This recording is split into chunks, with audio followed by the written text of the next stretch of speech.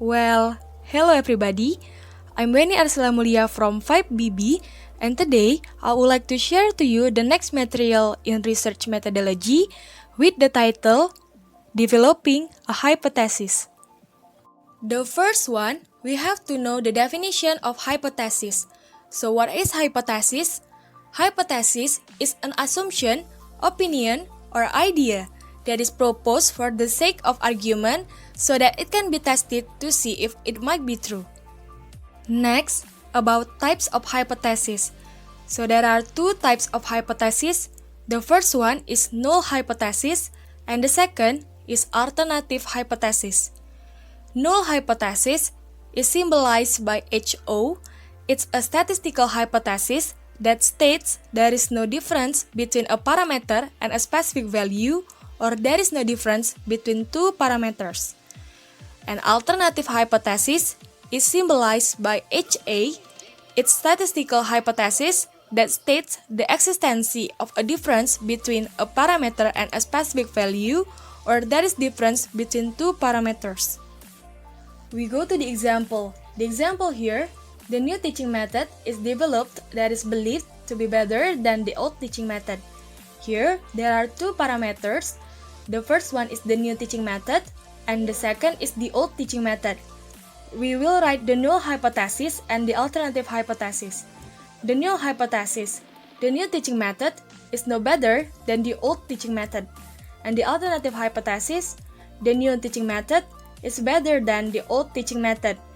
And the differences between those hypotheses is only the word no. Then, we learn about 6 steps how to formulate a strong hypothesis. Step 1. Ask a question. Remember, when you write a hypothesis, it begins with a research question. The question should be focused, specific, researchable. And here, I have a question, and my question is, does drinking coffee before going to bed will take longer to fall asleep?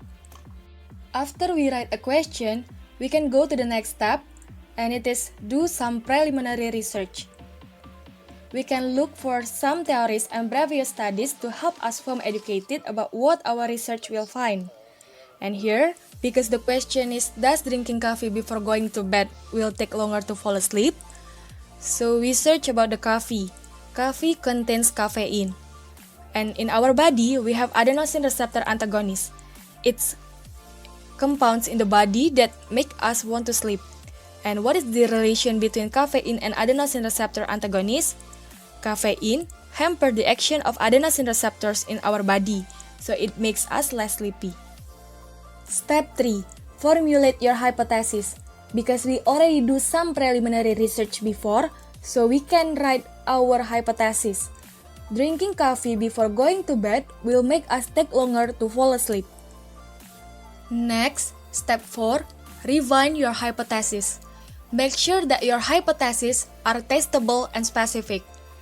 The hypothesis must be contain the relevant variables, the specific group being studied, and the predicted outcome of the experiment or analysis. Drinking coffee before going to bed will make us take longer to fall asleep. We can write 2 hours to make it more specific. Take longer is the predicted outcome, and here there are 2 variables, drinking coffee and fall asleep. Drinking coffee as the independent variable and fall asleep is the dependent variable. They are relevant variables. Then we go on the next step. Praise your hypothesis in 3 ways: if then, correlation, and comparison. We will check it one by one. First, if then. If you drink coffee 2 hours before going to bed, then it will take longer to fall asleep. It explains about if you do something, then it will cause something. And the next, correlation. Drinking coffee 2 hours before going to bed will take longer to fall asleep. So there is a relation between drinking coffee and take longer to fall asleep. And then the last, comparison. People who drink coffee 2 hours before going to bed will take longer to fall asleep than people who do not drink coffee before going to bed. There is comparison between people who drink coffee and people who do not drink coffee. And the last step is write a null hypothesis. Here, the null hypothesis is drinking coffee 2 hours before going to bed will have no effect on take longer to fall asleep. Why we must write a null hypothesis? Because there are still other variable or control variable, and our hypothesis still can be true and still can be wrong. Okay, I think that's all our material of today. Thank you for watching and see you.